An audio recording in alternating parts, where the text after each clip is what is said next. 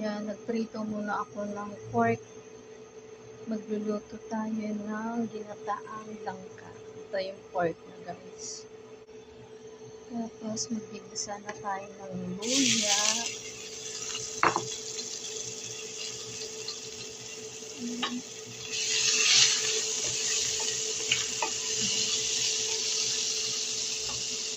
Bawang.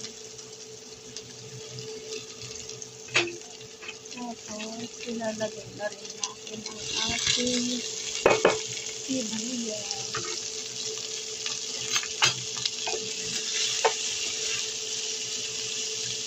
Then maglalagay tayo ng dried beans.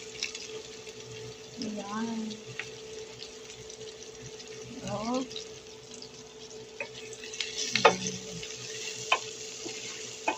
Metos.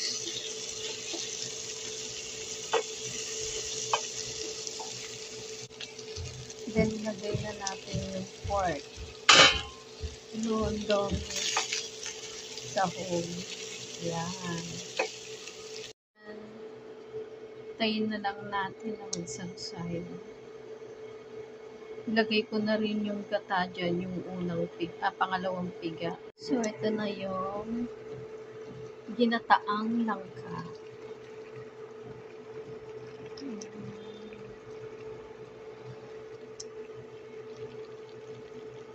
Ayan na siya guys. Marami siyang sahog pork.